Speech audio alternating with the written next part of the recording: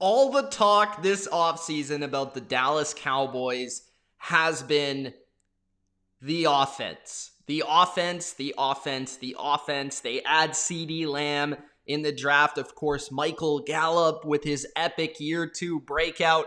Amari Cooper, Dak Prescott and his contract, Ezekiel Elliott.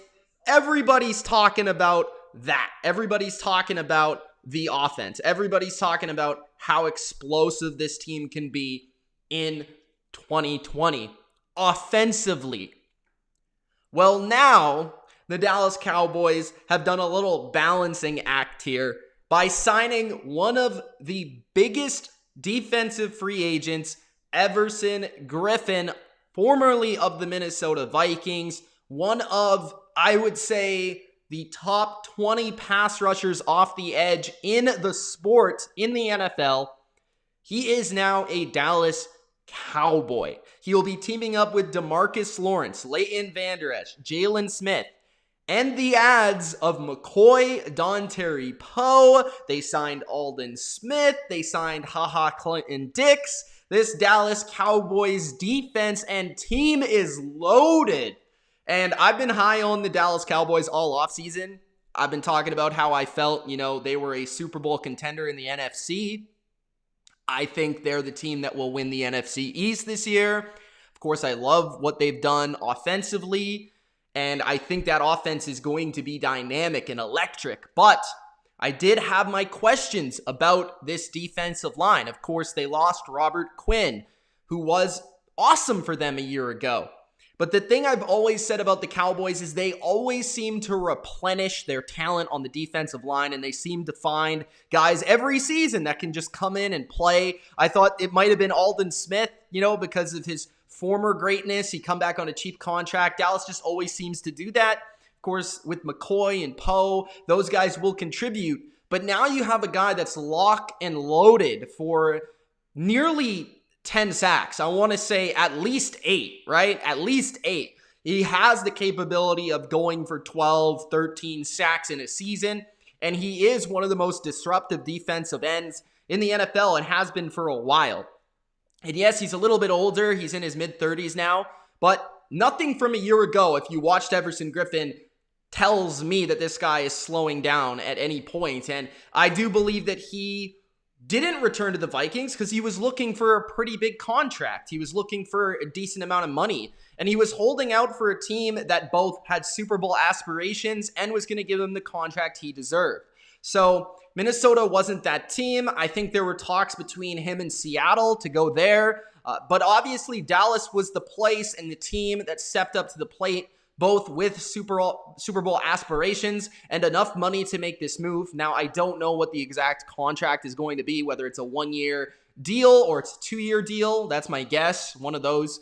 But I'm just excited for Cowboys fans. And I do, right off the top, this immediately had me thinking, I had the Cowboys going pretty far in the playoffs, and it's hard for me to say that they do not have a chance to make the Super Bowl this year. I mean, this team is absolutely loaded, and I think the biggest thing that you can say is not only do they have the talent now, but they also have, in my opinion, a much better coaching staff with Mike McCarthy and Nolan on the defensive side of the football. They've made those changes that I think upgraded this team a ton. So, man, this is just a huge move in the NFL, NFC.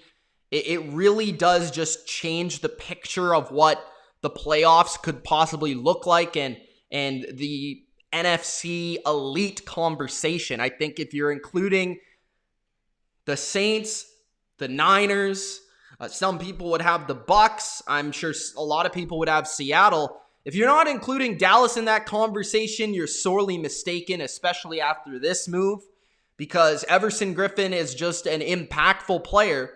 And this kind of completes this team.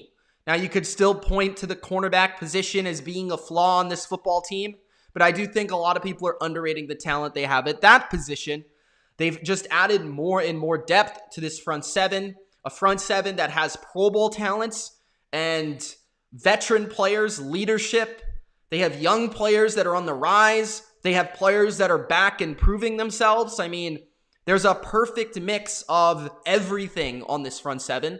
And I'm just excited to watch the Cowboys play because they're going to be one of those teams now that attack you on offense. They can score points. And then at the end of the game, with Everson Griffen and Demarcus Lawrence coming off the edge, they're going to be able to close out football games because they're going to be able to get to the quarterback and cause pressure. And when you can cause that pressure, it means you don't have to have the greatest corners in the world. So I think the improved coaching and that front seven, what they can do is just going to be special. And I do think Griffen is an upgrade over Robert Quinn. I think he's a better player all around.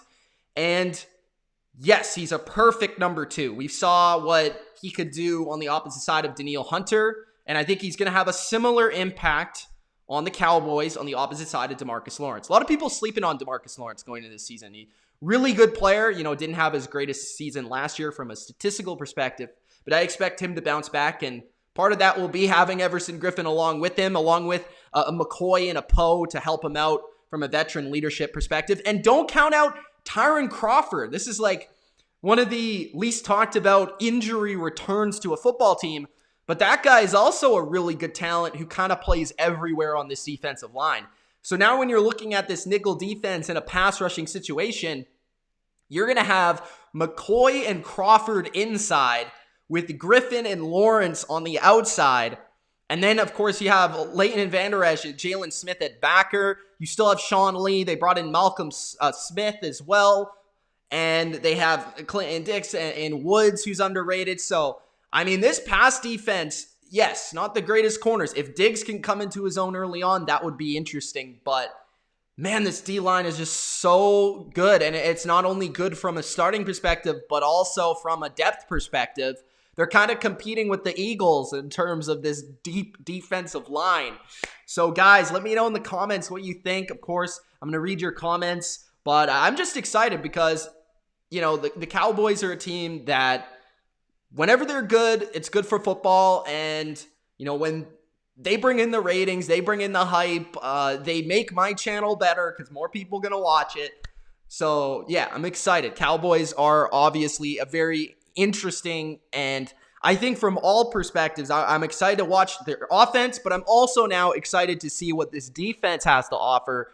I'm really excited to hear from you Cowboys fans. I know Dilly Vanillia is pumped. My dad, who's a Cowboys fan, he's excited. Everson Griffen, guys, I mean, top 20 edge rusher. Let's just look at his stats from a season ago. He is 32 years old. He's turning 33 in December. Let's see. I'm trying to scroll down to see these stats. So his numbers last year, come on, Pro Football Reference, please load for me. 15 games, he had 8 sacks. His advanced stats, he had 35 pressures a season ago. He had 13 hurries, 13 quarterback knockdowns. And this is a guy that still played a lot of snaps for Minnesota. I mean, he was playing 78% of the snaps a season ago, still at a very high rate. That's 848 snaps. So he was still taking a near majority of the snaps, and that includes missing a game. So he was around 80% of snaps last year for Minnesota. So that's huge. That's a starting caliber player still at 33 years old. And of course, you're not expecting 12 sacks, 13 sacks like he had in 17 or 2014, but I think you could expect anywhere from 8 to 10 sacks pretty easily. The guy's good, and the guy's good versus a run. The guy's good versus the pass. And yeah, let's get to the comments. Let's see what you guys have to say about this move. Everson Griffen, guys. Throw the picture up for you. To the Cowboys. My main question is, does this make the Cowboys a true contender, or where do you guys stand?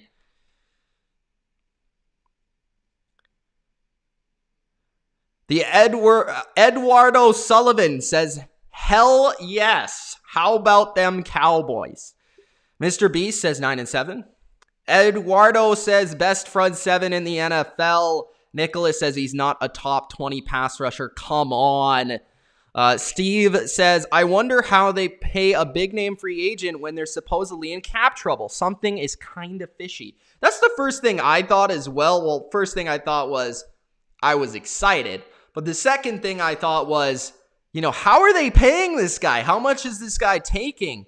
But I guess it really depends. I mean, Everson Griffen might have taken a less of a contract to play for the Cowboys. I'm also not sure where he's from. So if he is from Texas, that probably makes it a little bit easier for him given this situation this season. I'm not sure about that, but let me know if you guys know where he's actually from. We're going to have a great year this year. A Cowboys fan says, Mr. Peter says Patriots should have picked him up. I don't know if he quite fits what the Patriots are looking for in an edge defender. He is perfect for the Cowboys, though. I thought, them, Seattle, any team that was looking for the 4-3, get up the field and disrupt kind of edge rusher would be looking at Everson Griffen. Who's another team that would probably have looked at him? It's tough to say because you got to factor in, contender with the scheme. Maybe the Raiders, I thought, would take a look at him because they play kind of a similar, even though they're not really a contender. So maybe they did offer, but he just decided to go with Dallas. You wonder how Jerry does it, bro. You wonder. Guys, if you haven't already, make sure you do Gronk Spike the like button as well, guys. Let's go.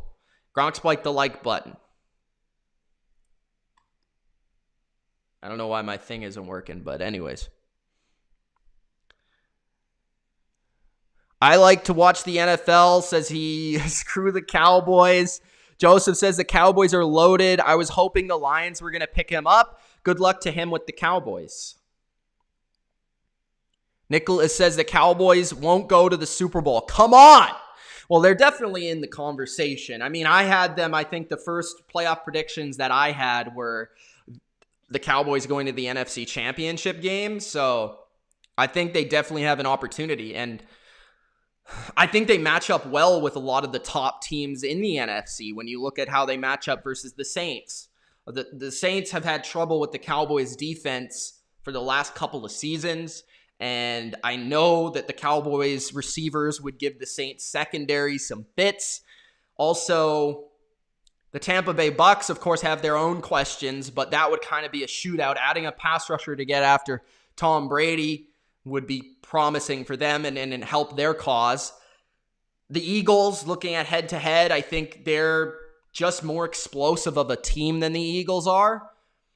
When you look at the Seahawks, I mean, that's another guy to get after Russell Wilson. And the thing also to factor in with Everson Griffen, he was so good versus the Saints. I mean, he was insane versus the Saints last year in the playoffs. And they also lined him up in the inside, in the interior to get after Drew Brees a lot. So he kind of has that versatility to line up inside or outside. So that's also awesome. Trump says, I only care about Lord Donald Trump. Okay, thank you for that comment. Nicholas says, I just know how to evaluate a team party. Nicholas is not on the Cowboys. Brady says, I am upset. Wanted the Patriots to sign him. Again, I don't think he really fit the system. I honestly think Clowney's a better fit.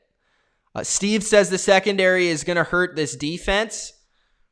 If you could get to the quarterback before the quarterback can read the secondary, then, we've seen defenses with great pass rushers be able to overcome weak corner play.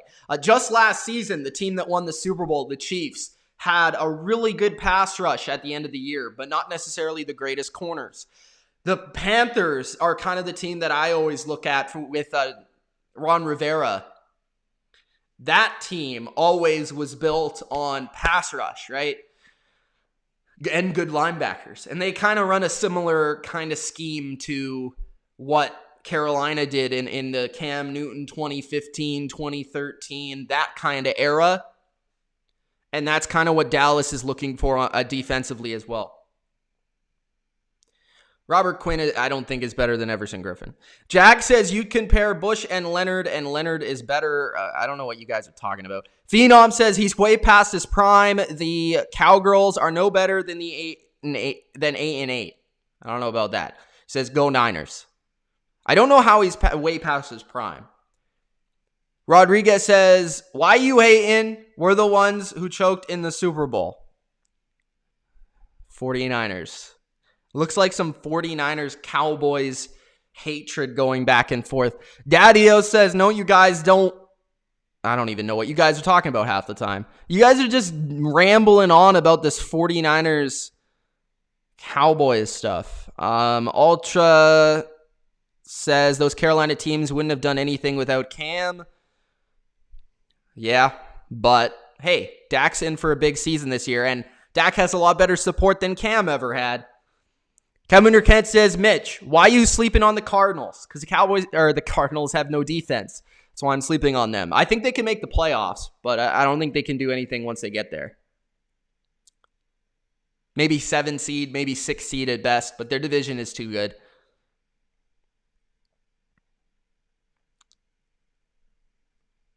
All right, so the chat, let me know your guys' opinion, but overall, I just think this is an amazing move. Let's just take a look. Let's take a look deeper at Everson Griffen. I'd like to see kind of his in-depth stats because I don't know off the top of my head. And I'll also take a look at the depth chart and how I see those snaps going for the Cowboys, for you Cowboys fans out there. But I definitely do consider the Cowboys an upper echelon team in the NFL this year. I definitely consider them a team that's going to make a run in the playoffs. You know, you don't got to worry about the division so much. It's just if you make the playoffs, can you do something from there? There's only one bye, and I do find it interesting that the Cowboys are in the weakest division in the NFC. They probably have one of the weaker schedules in the NFC. So those are big. Let's see what PFF had to say about the man Everson last year. So I'm just going to try and find his advanced statistics here. So Everson Griffen had 66 pressures according to PFF and a 7.3 pass rushing productivity grade. Let me see where that ranks. Or 66 hurries. 50. Wait. So he ranked 43 hurries, 66 pressures. My bad. So in terms of hurries, according to PFF, Everson Griffen ranked 11th last year, which was only behind TJ Watt, Brandon Graham, Dante Fowler, Chandler Jones, Nick Bosa, Khalil Mack, Darius Smith, Von Miller, Cameron Jordan, and Danielle Hunter. Those are, some of the best in the NFL. Pressure-wise, he had 66, which was 13th, and behind similar players. Zadarius Smith, Danielle Hunter, Cameron Jordan, Shaquille Barrett, TJ Watt, Nick Bosa, Von Miller, Chandler Jones, Joey Bosa, Khalil Mack, Brandon Graham, Dante Fowler. So when you look at the numbers here, the advanced statistics, pressures, he was one of the best pass rushers in the game and did rank higher than Robert Quinn in both categories. In terms of his pass rushing productivity grade, he was one of the better ones in the league. I wouldn't say he ranked as high, but 7.3 is still pretty good. So that's kind of near what Demarcus Lawrence gave them last year. It's near guys like Mario Addison, Brian Burns, those kind of guys. Melvin Ingram was close to that. Brandon Graham, Trey Flowers. Even Khalil Mack was not much higher than that. In terms of his run defense, in terms of his run stops, let's just take a look.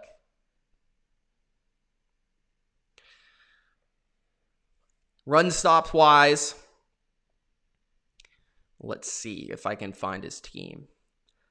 Minnesota. So he had 17 run stops, which was second on his team behind Danielle Hunter with 20.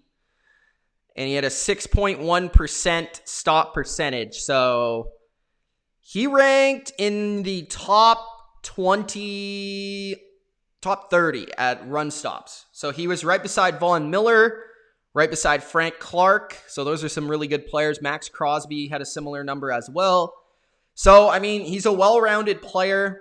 Still can play a lot of snaps. Still was one of the top 20 most productive, top 15 most productive pass rushers a year ago. He's playing in a similar defense. He won't have to change his game a lot. He has versatility. He can line up everywhere. So obviously you guys know that's a really, really big signing. That's a really huge signing. And the people that are saying he's past his prime, not quite true, because he actually was better last year than he was in 2018.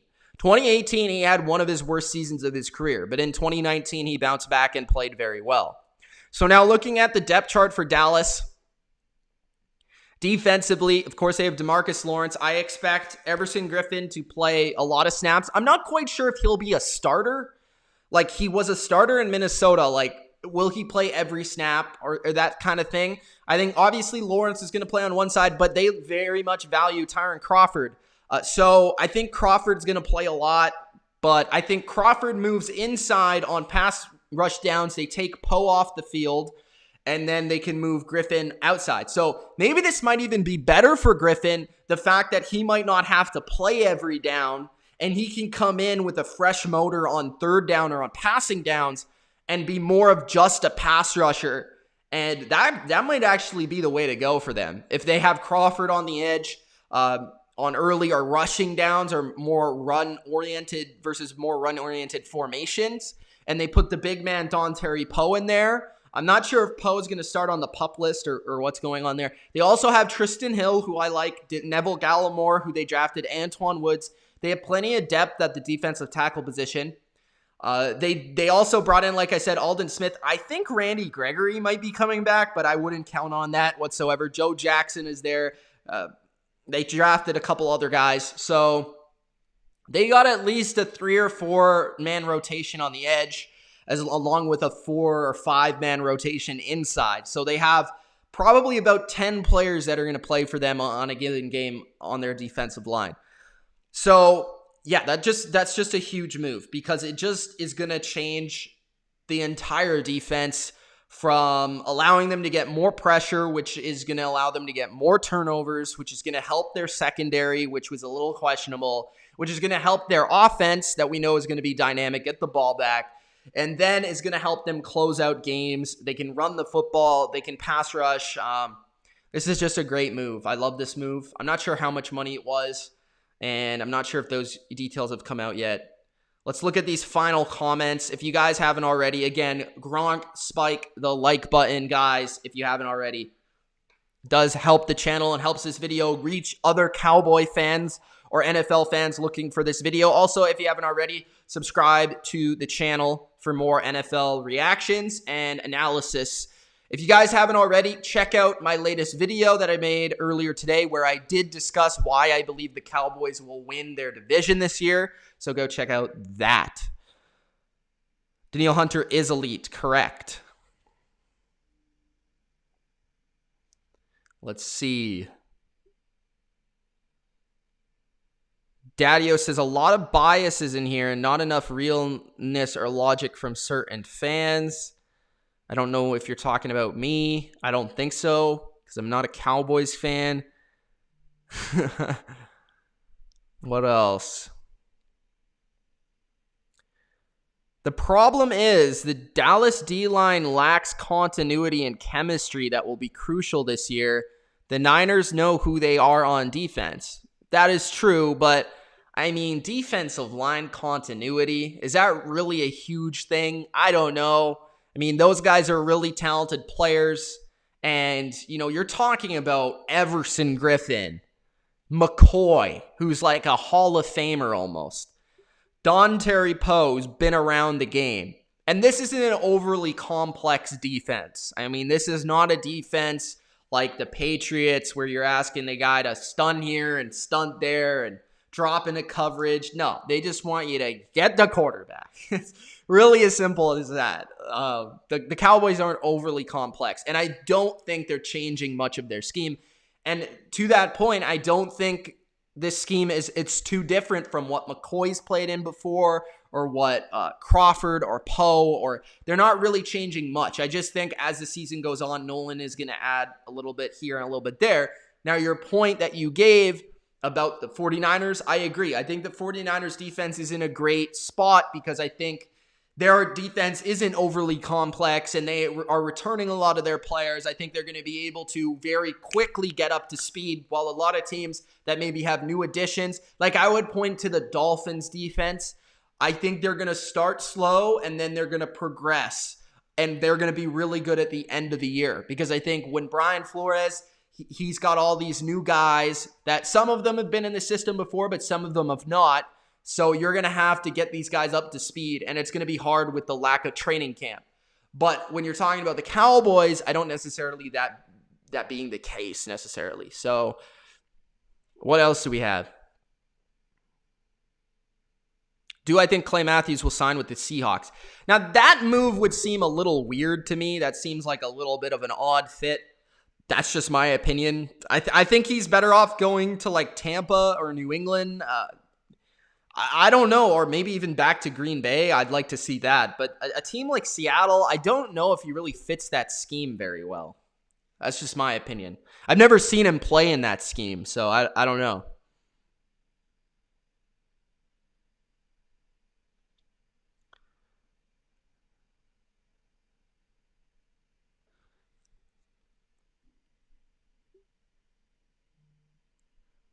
Yeah, he is. Christie, McCoy is definitely a borderline Hall of Famer.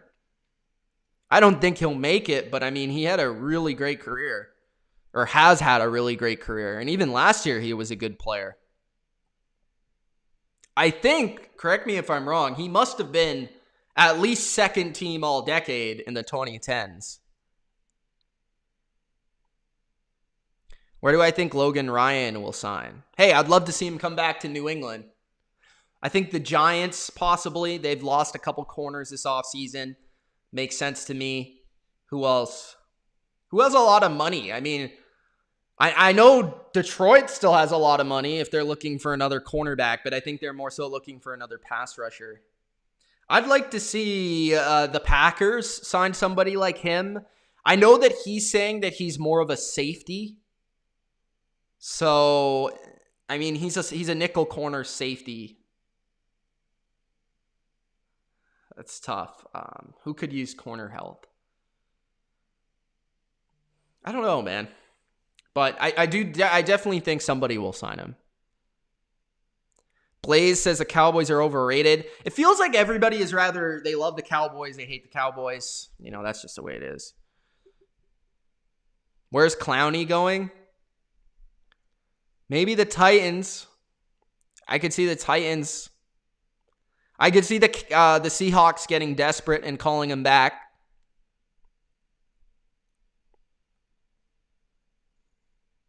I hope New England signs him, but that's just bias.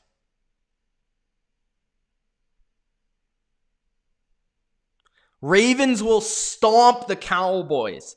I think the Cowboys are too talented to get stomped by anybody, to be honest. Nicholas is a hater, man. Nicholas is a hater. All right, so I think I'm going to end it there.